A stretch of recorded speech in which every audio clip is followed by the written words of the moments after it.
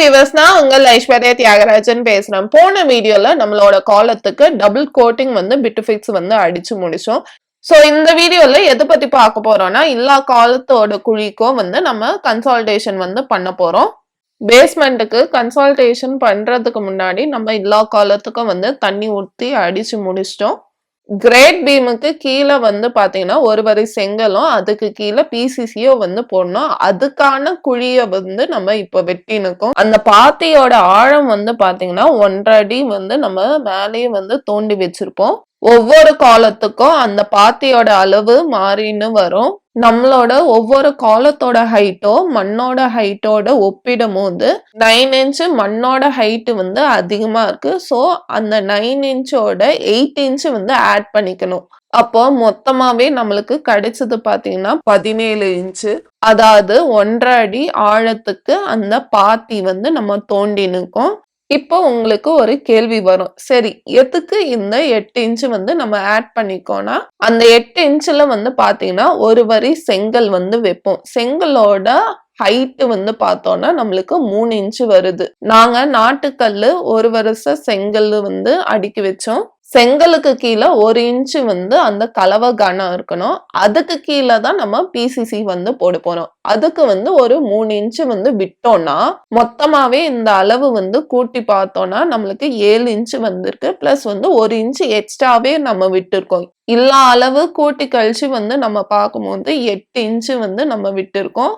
இப்போ இந்த அளவோட கணக்கு உங்களுக்கு புரிஞ்சிருக்கும் நான் நம்புறேன். ஸோ எல்லா சைடும் வந்து பாத்தீங்கன்னா அந்த பாத்தியாட்டம் வந்து நாங்க தோண்டி முடிச்சிட்டோம். 3 மேல் ஹெல்ப்பரும் பிளஸ் ஒரு மேசன் அண்ணாவோட துணையோட இந்த பேஸ்மெண்ட் கன்சால்டேஷன் ஒர்க் வந்து நாங்க ஃபுல்லா ஃபினிஷ் பண்ணிட்டோம். ஜேசிபி வந்து எல்லா காலத்தோட குழிக்கும் மண்ணு போட்டு நாங்க முடிச்சிட்டோம். பிளஸ் பயோசெப்டிக் டேங்க் பக்கத்துல நாங்க ஒரு சோக் பிட்டு வந்து வைக்கிறதா ஒரு ஐடியால இருந்தோம். ஸோ அதுக்கான குழி வந்து நாங்க தோண்டிட்டோம் அப்பவே. அந்த குழியோட ஆழம் வந்து பாத்தீங்கன்னா 8 அடி மேல வந்து இருக்கும். ஸோ முடிஞ்ச வரைக்கும் உங்களோட எல்லா ஒர்க்கும் வந்து பாத்தீங்கன்னா ஜேசிபி வச்சு வந்து உங்களோட ஒர்க் ஃபினிஷ் பண்ணிக்கோங்க. சில ஒர்க் வந்து பாத்தீங்கன்னா குழி வந்து சமப்படுத்துறது, அப்புறமா வந்து குழியோட பாத்தி வந்து வெட்டுறது, அதெல்லாம் வந்து மேன் பவர் வச்சு நம்ம ஒர்க் வந்து ஃபினிஷ் பண்ணிக்கலாம். இந்த ஒர்க் செஞ்சு முடிக்கிறதுக்கு தேவையான பொருட்கள் வந்து பாத்தீங்கன்னா 2 கடப்பாரை, 2 மண்வெட்டி வந்து இருக்கணும்.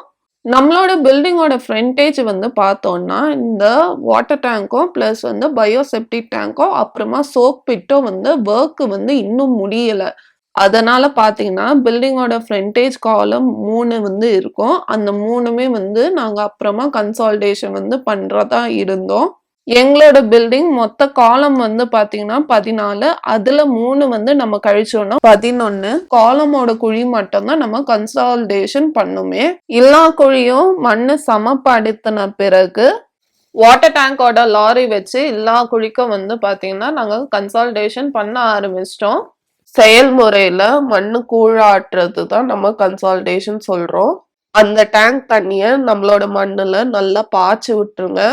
அந்த டேங்க் தண்ணி நம்ம வெட்டி வச்ச பாத்தி வழியா எல்லா காலத்துக்கும் போய் சேர்ந்துரும். தண்ணி பாய்ச்சி நிற்கும் போதே 2 அண்ணன் கடப்பாரை வச்சு மண்ணுல வந்து குத்தி நிற்பாங்க. கடப்பாரை மண்ணுல வந்து குத்தும் போது மண்ணுல இருக்கக்கூடிய காற்று தன்மை பூமி மேல வெளியே வந்துரும். அது நீங்க எப்படி வந்து பார்க்கலாம்னா, கடப்பாரை வந்து நம்ம குத்தி எடுக்கும் போது பபுள் ஃபார்மா அந்த ஏர் வந்து வெளியே வரும். காற்று வெளியே வந்த பிறகு அந்த காற்று இறக்கக்கூடிய இடத்துல வந்து பாத்தீங்கன்னா நம்மளோட மண்ணு வந்து செட்டில்மெண்ட் ஆயிடும்.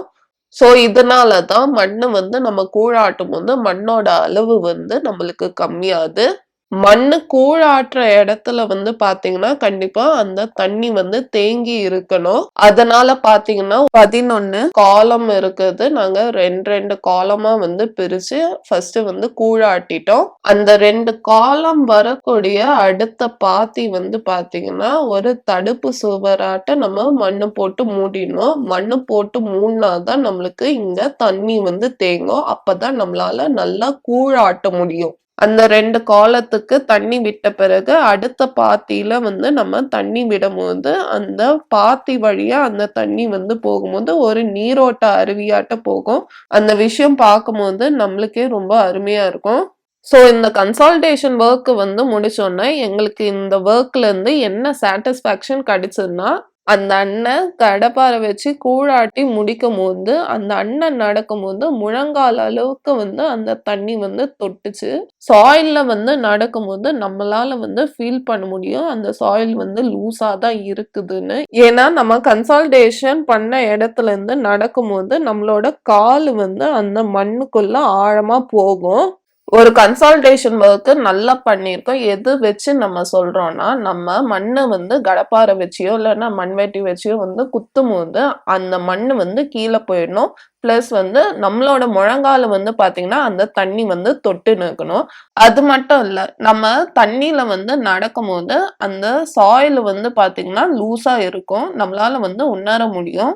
ஒவ்வொரு அடியும் முன்னேறி செல்லும்போது, சில இடங்கள் வந்து நம்ம காலு வந்து வச்சோம்னா, ஆழமா வந்து போயிடும். அப்படி ஆழமா வந்து போச்சுனாலே, பேஸ்மெண்ட் கன்சால்டேஷன் ஒர்க் நம்ம சரியா தான் பண்ணியிருக்கோம் அர்த்தம். 11 காலம் வந்து நாங்க கன்சால்டேஷன் ஒர்க் வந்து பண்ணி முடிச்சிட்டோம். மீதி 3 காலம் வந்து அப்புறமா பண்றதா சொன்னோம்ல. ஸோ வந்து நாங்க அப்படியே வந்து மறந்து விட்டுட்டோம். அந்த இடத்துல பிசிசி, ஒரு வரி கல்லு, பிளஸ் வந்து கிரேட் பீம் அதுக்கான கான்கிரீட் எல்லாம் வந்து போட்டு முடிச்ச பிறகு, நாங்க ஒரு விஷயம் வந்து கவனிச்சோம். என்னன்னா, நாங்க கிரேட் பீமோட கான்கிரீட் போட்டு முடிச்சோன்ன, அதுக்கு வந்து க்யூரிங் டைம் விடுவோம்ல, தண்ணி வந்து அடிப்போம். தண்ணி வந்து நாங்க டெய்லியும் வந்து அடிக்கும்போது 11 காலம் வந்து பாத்தீங்கன்னா, அது சுத்திலும் வந்து சாயில் வந்து இறங்கல. ஆனா இந்த ஃப்ரண்டேஜ் இருக்க 3 காலம் வந்து பாத்தீங்கன்னா, டெய்லியும் வந்து தண்ணி அடிக்கும்போது, அந்த மண்ணு வந்து சிறுக சிறுக வந்து இறங்குச்சு.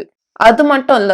முதல் வாட்டி கிரேட் பீமுக்கு க்யூரிங் வந்து பண்ணும்போது, அந்த விஷயமே எங்களால வந்து கவனிக்கவே முடியல. ஒரு 4 நாள் கழிச்சு வந்து பாத்தீங்கன்னா, நாங்க 4 நாள் வந்து க்யூரிங் தான் வந்து பண்ணின்னு இருந்தோம் கிரேட் பீமுக்கு.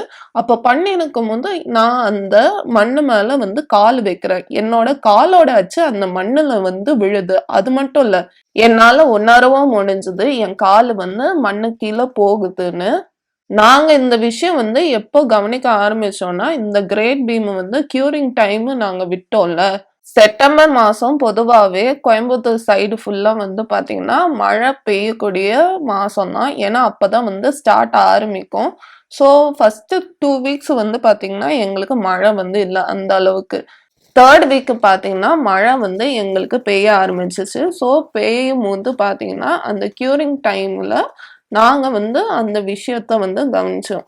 ஸோ, அந்த மண்ணு வந்து இறங்குது ஆட்டோமேட்டிக்கா. அப்போ அங்க வந்து ஒரு கேப் வந்து ஃபார்ம் ஆகுது. எங்கன்னா, அந்த மண்ணுக்கும் பிளஸ் வந்து பிசிசிக்கும் இடையில வந்து கேப் வந்து ஃபார்ம் ஆகுது. நான் வேற விளையாட்டுத்தனமா ஒரு 16 ராடு வந்து வெளியேருந்து எடுத்துன்னு வந்து, அந்த கேப்புக்குள்ள வந்து நுழைக்கும்போது தான் வந்து தெரியுது, அந்த கேப் வந்து கொஞ்சம் பெருசா தான் இருந்தது. அப்பதான் நான் உணர ஆரம்பிச்சேன். ஒரு வீடு வந்து நம்ம கட்டும்போது கன்சாலிடேஷன் ப்ராசஸ் பேஸ்மெண்ட்டுக்கு பண்ணும்போது எவ்ளோ இம்பார்ட்டன்ட்டு நான் தெரிஞ்சுக்கினேன். ஸோ சம்மர் சீசன்ல உங்களோட சைட்டுக்கு வந்து நீங்க கன்சாலிடேஷன் வந்து பண்ண போறீங்கன்னா, நீங்க தான் வந்து கவனமா இருந்து பார்த்துக்கணும். ஸோ இந்த மாரி விஷயம்லாம் வந்து மழை டைம்ல தான் வந்து ஈஸியா நோட்டீஸ் பண்ண முடியும். வெயில் டைம் வந்து அவ்ளோ நோட்டீஸ் பண்ண முடியாது.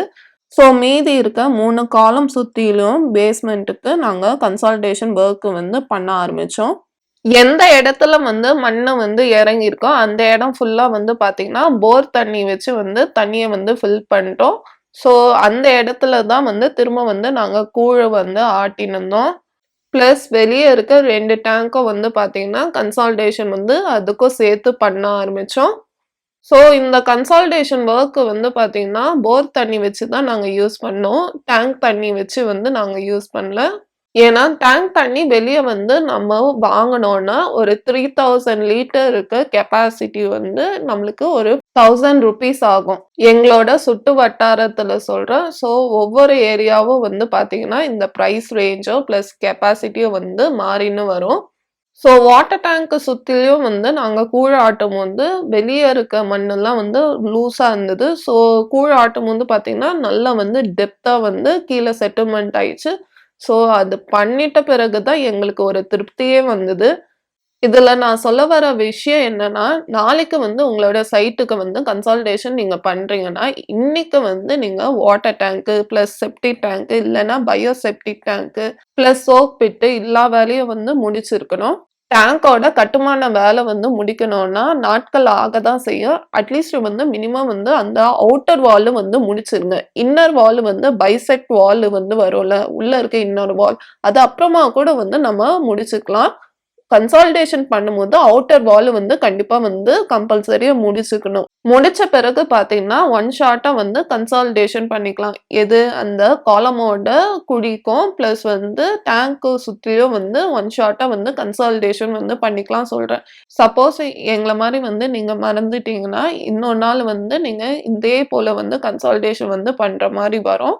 ஸோ இந்த ப்ராசஸ் மட்டும் எந்த இடத்துலயும் சரி, நீங்க ஸ்கிப்பே வந்து பண்ணிறாதீங்க. நான் அதுதான் சொல்லிக்க விரும்புறேன். ஸோ இந்த வீடியோ வந்து உங்களுக்கு யூஸ்ஃபுல்லா இருக்கும்னு நான் நம்புறேன். இந்த வீடியோல வந்து உங்களிடம் விடைபெறுவது உங்கள் Aishwarya Thiagarajan. See you in the next video. Tata!